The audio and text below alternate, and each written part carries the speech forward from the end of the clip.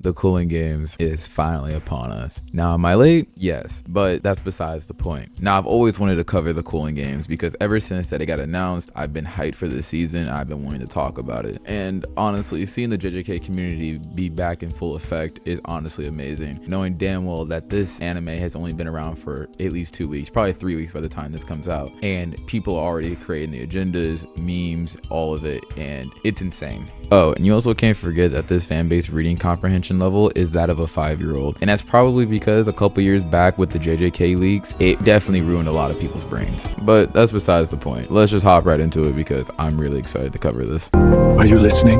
Sukuna, it started. The golden age of Jujutsu. Throughout heaven and earth. The award for anime of the year goes to...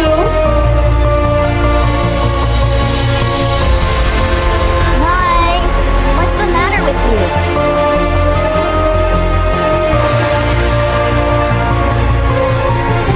I'll be able to see something interesting.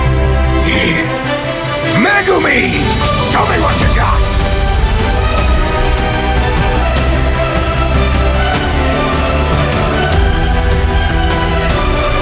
We are Jujutsu sorcerers. All of our allies. As long as we continue to live, our friends who have passed away will not truly have been defeated.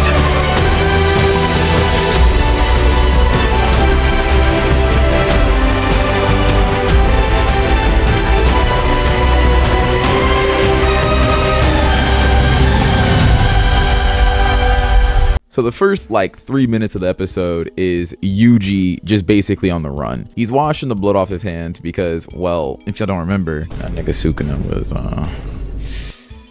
yeah. So Yuji has been in Shibuya for at least a couple of days now, exercising the curses that Kenjaku released. I want you to understand this. Shibuya is basically like Chernobyl on steroids. There are curses, sorcerers, and people just roaming around at this point in time. Like, it is genuinely so dangerous that it would be considered one of the most dangerous places in the world right now. We see Yuji jump building to building, and he's over here eating rations as well while running away from these curses. As he gets taken up into the sky by one of these curses, the curse actually gets cut by something. And we see Yuji crash into this theater and there's a sword. And obviously it's none other than Yuta, the other main character. Hey, it's time to let the Culling Games begin. I also don't know how people can say that season 3's opening is bad when 1, the music is really good, and 2, what they're showing, it's a lot. But one of the things that they're showing is they're making references to real life iconic paintings, and it's really cool that they did that. They didn't have to, but they did it.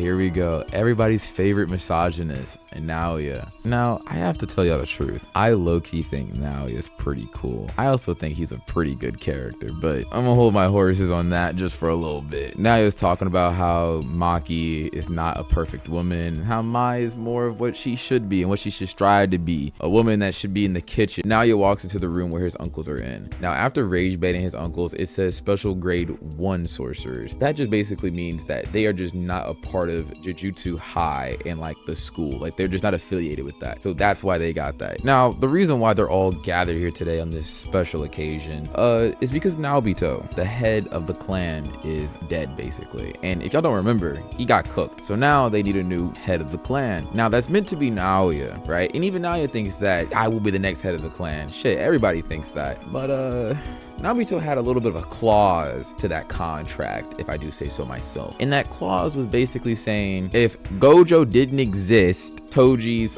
offspring or whatever can basically become the head of the clan, and that's Megumi. And now the reason why that is the case is because, well, Megumi has the 10 shadows, and so the 10 shadows is pretty much the clan's identity in terms of power. It's the same thing with Gojo in the Infinity and the 6 Eyes. Also, one more thing, I love what Mappa did for this scene because it was only a couple of panels in the manga and they made it so eerie and so creepy. It just brother, why are y'all standing over him while he's reading off the will? Move and fix the light. Damn. So obviously Naoya is not really happy about all this. So now he's gonna go kill Megumi. Now the only way he can really do that is to draw him out, and the only way to do that is to go after Yuji. Not gonna lie to you, leave Yuji alone. He has been through so much, and we will get to him when we get to him, but please give us a break. They won't. Trust me, it doesn't end.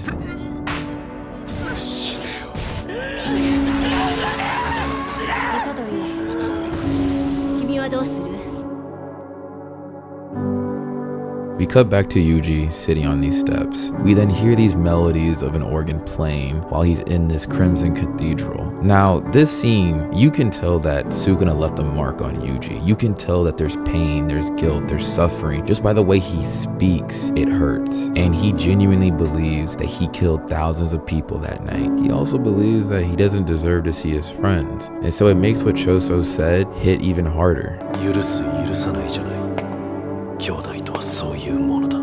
After that moment, they realize that they're gonna go out and try to reduce some of the curses that are roaming around in Shibuya. While they're in the process of doing that, they get pulled up on by Naoya. Now Naoya's looking at them like, why are y'all just running around killing curses? Do y'all not know that y'all are like sentenced to death? Naoya only pulled up because he thought Megumi would be here. But now that he realizes that he ain't here, well, he's just gonna use them as bait. And so he's like, you know what? I'm gonna give y'all belt to ass real quick. Better scramble like an egg before you get folded like an omelet, nigga.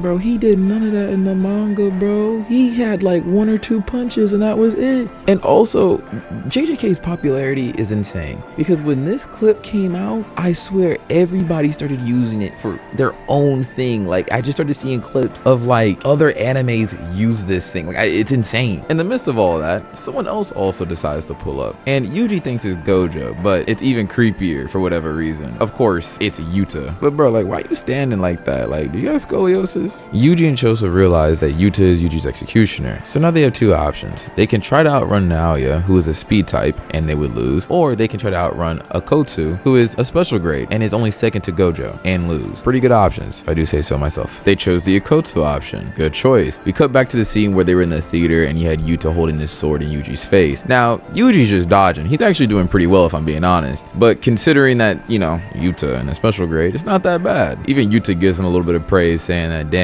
he's just like Maki. Yuji tries to get away, but Yuta takes like 1 step of cursed energy and flings Yuji out of the building. Yuji also realizes that Yuta has a lot of cursed energy, and then Yuta has the audacity to be like, well, I'm actually on the weaker side. Okay, buddy. Yuji also realizes that all he's doing is just using his cursed energy to enhance his physical capabilities. But that doesn't really matter because Gojo has the 6 eyes, and so he basically just never runs out. Now that they're done talking, they get back to squabbling. Now, Yuji, all he can do is dodge because he remembers what Toto said and how the flow of cursed energy and the better the sorcerer it is, it's harder to read. Well, for Yuta, he just has so much cursed energy flowing outside of his body that it is practically impossible to read him, meaning that any blow that Yuji takes, he will die. Yuji remembers Nanami's death and he's like, wait a minute, I can't die just yet. I still got stuff to do, so let's just hold off on that real quick. He then jumps through it Humvee and gets a knife, you know, a little convenient if I do say so myself, but then he tries to put cursed energy into it. Now it also flashes back to Gojo talking about that, and it's the same thing that Yuta had to kind of go through in the movie. If you put too much cursed energy into your tool, it'll just break,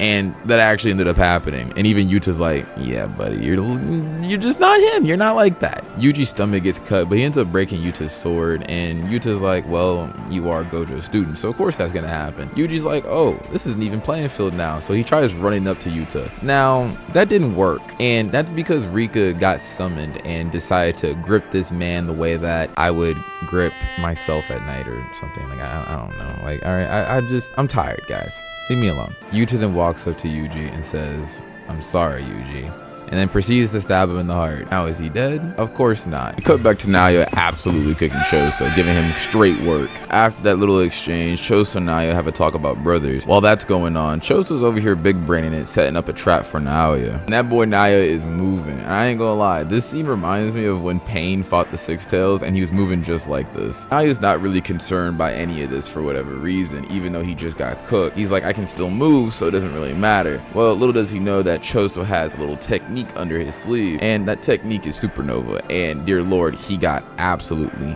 deep fried. While Choso walks up to Naoya to finish him off, Yuta appears behind him and knocks Choso out. Like, dear lord, you have to do all that, and he's doing it while dragging Yuji's body. Naoya's over here coughing up blood, and then he realizes that Choso's blood isn't regular blood, it's poison. So Yuta's like, hey, little bro, I can heal you. All you have to do is just report Yuji's death. Oh, and then we cut to a flashback. It looks peaceful. Oh, is that Yuji Yuji's dad? Oh, that's so cute. Oh, and that's his grandpa? Man, I miss him, man. It sucks that he passed away. And is that his mom? Like, why does she have...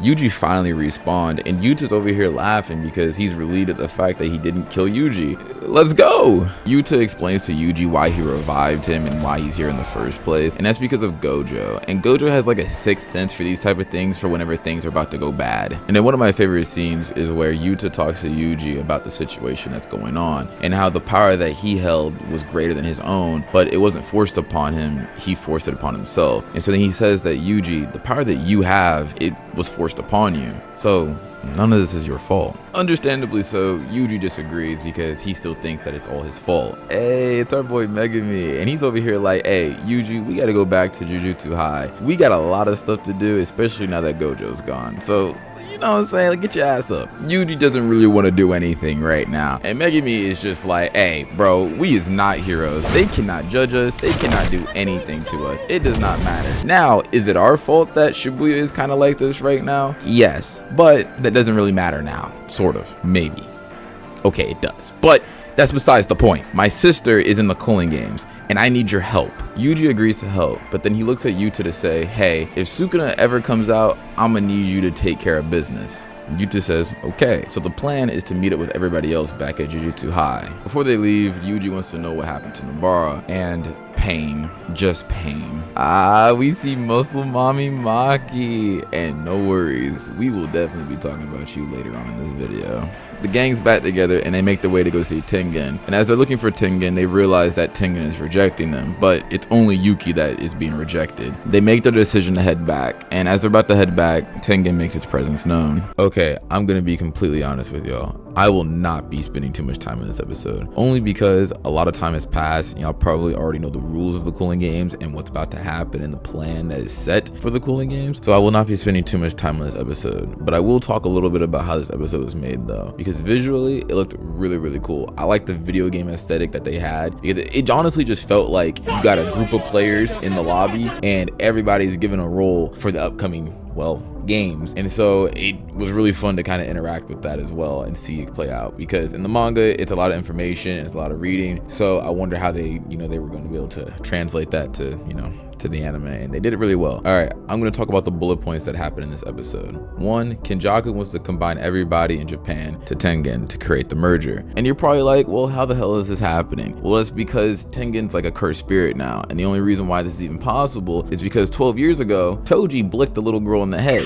Riko, and because of the star plasma vessel not merging with Tengen, it created this improbable scenario. Kenjaku's been doing this for such a very long time now, so long that he's even tried to kill a Six Eyes Limitless user. Now, he ended up succeeding in doing that. He even tried killing a baby in the process. It didn't really matter because, well, he didn't realize that, well, the Six Eyes Star Plasma Vessel and Tengen are all connected by fate, meaning that when he killed the Six Eyes Limitless user, it actually didn't matter because the Six Eyes would just reappear again. So Kenjaku was just tired of it. He was like, you know what, I'm just gonna seal the Six Eyes in the prison realm. And so he ended up doing that. And obviously a couple of things like Toji's intervention and then Geto being a cursed manipulation user, all the things fell aligned for him and his plan to be able to be, acted on. So Tengen wants some people to protect him, and those people are Yuki and Choso. And that boy Yuta is going to go out to the Sendai colony and prepare for the games. Yuji and Megami are also going to try to go out and recruit the expelled second year student Hakari. Maki's also going to head back to the Zenin clan to go and get some cursed tools. Also, I just want to say this real quick before we move on. The Culling Games is just fading for fun. You're doing this for the love of the game, because I ain't gonna lie, the fact that you can get 1 point for killing non-sorcerers is insane.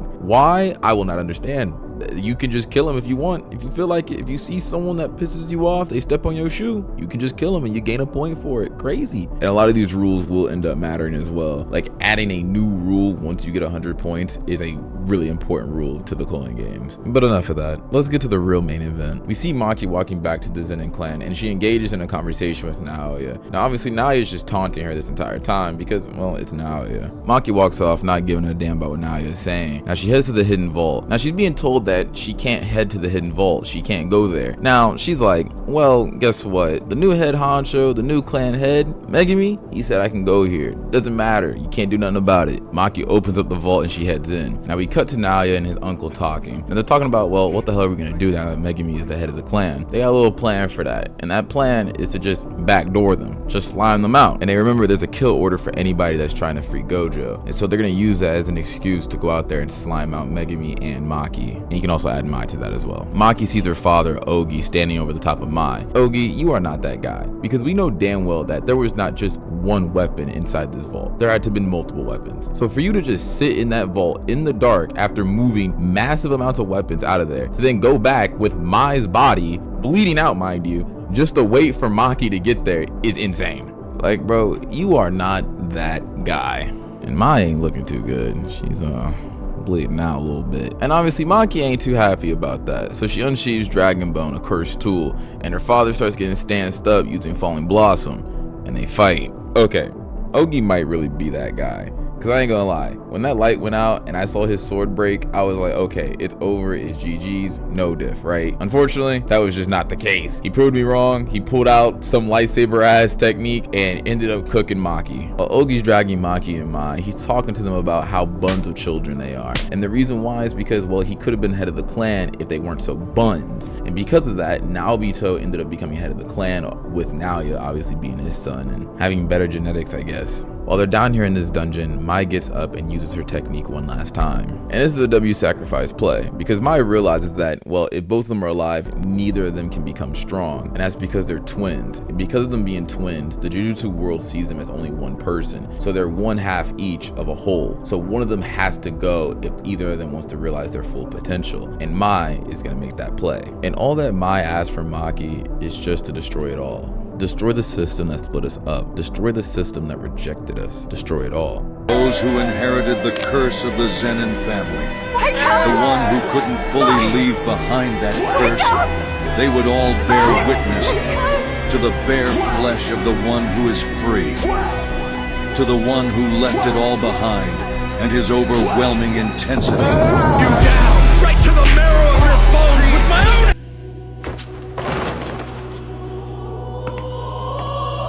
Nah, Maki left that boy Ogi with half a head, a whole dented head top. We see the Kukure unit pull up, and honestly, I don't even need to explain what they are, because what they are is fodder for Maki. They surround Maki and they try to rush her all at once. She does like a 360 slice, killing 4 people at once. She's over here twirling and twisting, slicing people up. We got this guy over here thinking that he's him, and he's over here doing all this extra stuff just so that Maki can cook him. And then we cut to a scene of us underneath the floor watching Maki put in the work. And honestly, Goso, you have been absolutely outstanding this season. She then also throws her rocket power sword into someone's face, and that same sword is just flying around doing all the work for Maki, while Maki's over here just deflecting swords and stuff. And then someone tries to go in for a swing, misses, mind you. Maki, with a straight face, is over here doing like a upside down twirl again, and she takes out that boy's ankles. And right after that, Maki gets right back up and starts skating. Yes, skating across to this guy, and then hits him with a little Maki basically does what Gojo did back in Shibuya with all those transfigured humans and finishes the job.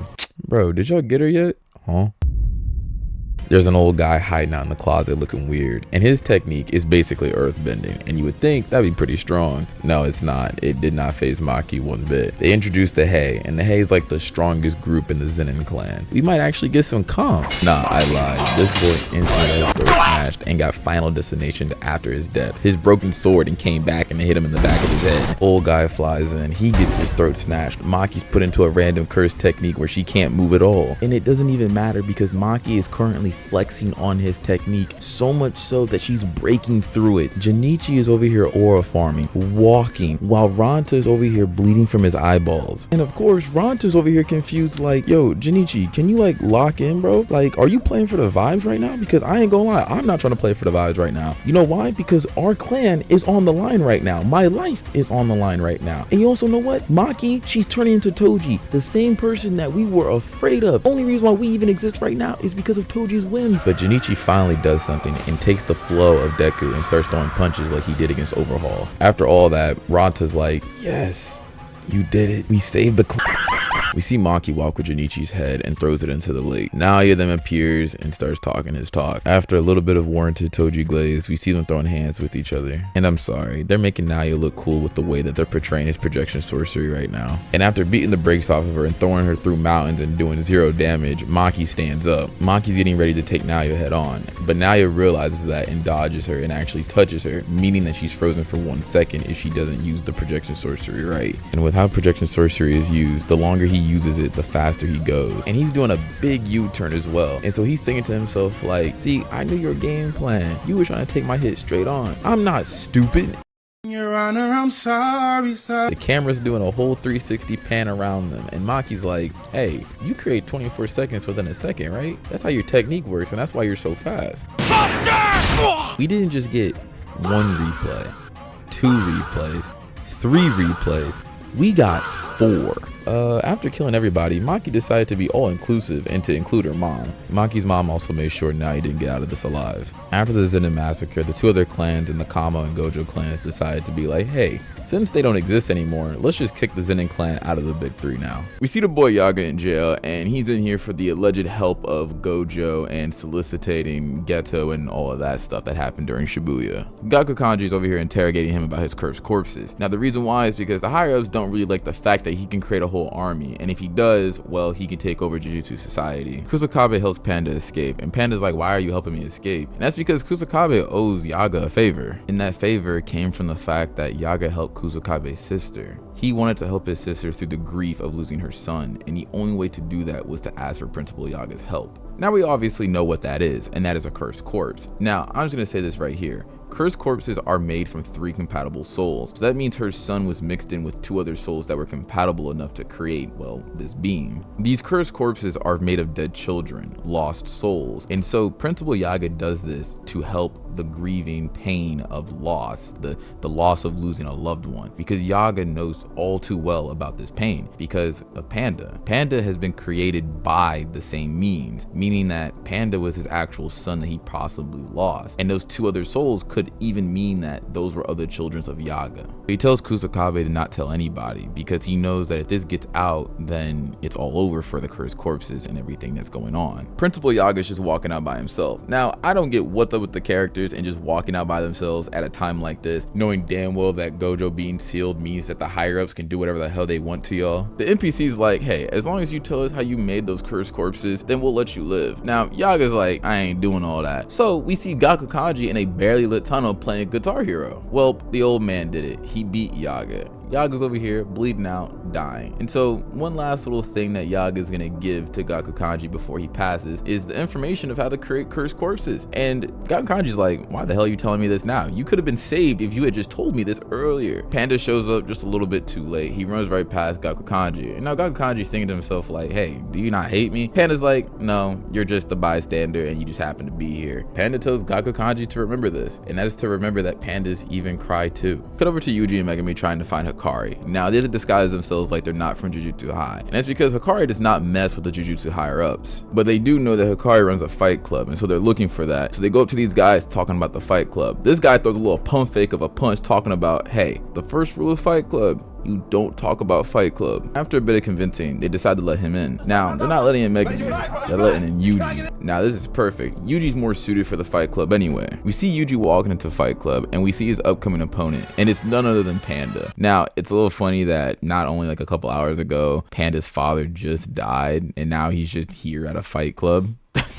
Is this what you resorted to now, Panda? Fighting in a fight club? Your father wouldn't want this from you. We get the long-awaited Hakari introduction, and it's so good. It's peak. We get to see the boy Hakari have alcohol all over the place, him have his feet kicked up, having his girl all up on him while grabbing her ass. Oh, it's the life. Hakari was so impressed by Yuji's fighting that he decided to call him up. We get this great scene of Yuji meeting Hakari, and it is just 4 minutes of just straight movement. Like, it is a whole one shot for this scene. And I really like this scene a lot. Like, it's a lot different from what it was in the manga. In the manga, it was more lighthearted and a lot more funny. Here, you can just feel the pressure and just like the intensity coming from Hakari. And the reason why Hakari called Yuji up is so that he can recruit him, because he loves passion, and he has a passion for being able to control the country through his fight club, and he wants Yuji to help him out. Obviously, Yuji isn't really here for all that, so he's trying to tell him, hey, you know, I got something to tell you. But Hakari's phone rings,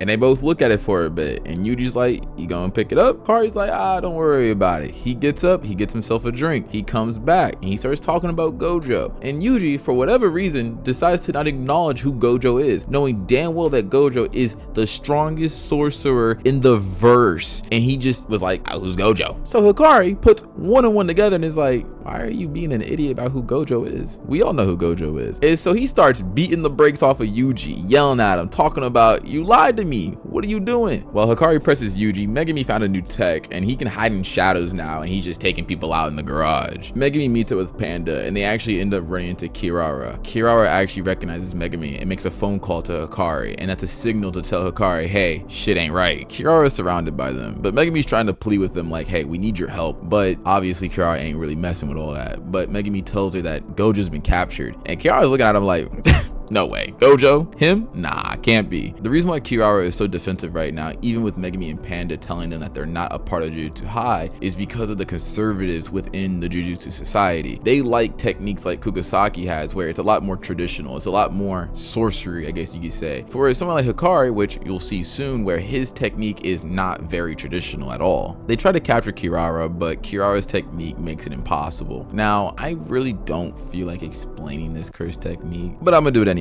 This technique's actually pretty cool, but it's just stars and shit. This technique is where you can attach a name to something as long as it has cursed energy to it, and whatever that name is, it represents a star. So the trick to it is just constellations. So let's say one person has Imai, that's one star. Megumi has a crux. So Panda can approach Megumi because their stars are the closest. Now the two furthest stars are the door and Kirara, meaning that they can't approach it without going in order. So that's actually what they ended up doing. Megumi throws a bunny at a random, what is that thing called again that stops people from parking and colliding? I don't know what that is. They figured out where the other star is, but Kirara stops them. Now Kirara can actually use this ability to actually have crazy movement, which is insane. That tech, pretty good, I ain't gonna lie, because in the manga, she ain't do all of that either, but it's a great representation of how this power works. She tries throwing a card at Megumi, but she didn't realize that Megumi's divine dog is still active, so she actually indirectly threw the divine dog at her too. And we finally got Kirara. Now all we're asking is just a little bit of help. That's it, nothing else, nothing more. And Kirara finally agrees and is like, fine, we'll help y'all. As soon as she says that, Yuji flies across. Yuji gets back up and he says to Megumi, don't interfere, as Hakari walks out of here with a wife beater. And he definitely knows how to put hands on if he's wearing that, because he must be on that Miles Bridges type of timing. Yuji gets hit again, but gets right back up. Yuji understands that this isn't like Shibuya, and this is more like a ritual to earn Hakari's respect. Everyone's just trying to tell Hakari to calm his girl ass down and to just hear them out, and he's like, I am hearing them out, as he punches Yuji again. Yuji gets back up and Hakari asks the question, why me? Why are you asking for my help? Yuji gives the response of, well, you're strong. He understands that, well, of course that would be the case, but he gives a good reason as to why he doesn't want to help them, and that's to not risk his life, because when you're asking another sorcerer to risk their life, more than likely you are going to die. And to be honest with you, I don't blame him, because honestly, Yuji, you of all people should know what it means to risk your life as a sorcerer, because we saw it back in Shibuya when everybody risked their life as a sorcerer. They all died. Even you died. The only reason why you're here is because of Sukuna. Hakari's obviously not happy about the situation at all, and so he's like, hey, y'all gotta show me y'all really about that life, because if y'all not, well,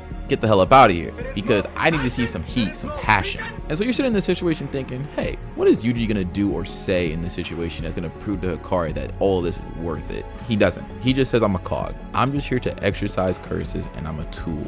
Hakari gets even more upset. So much so that he throws one last punch.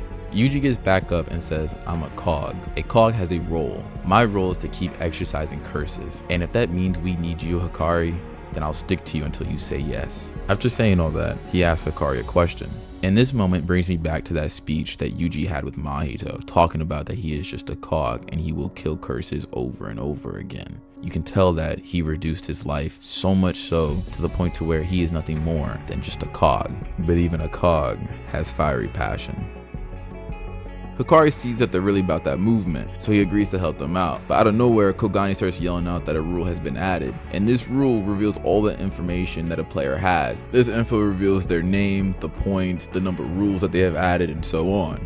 But there's just one little problem. It takes 100 points to add a rule. So who in the world was able to accumulate 100 points so fast? Because that means that the moment that the game started, you were out here murking people for fun.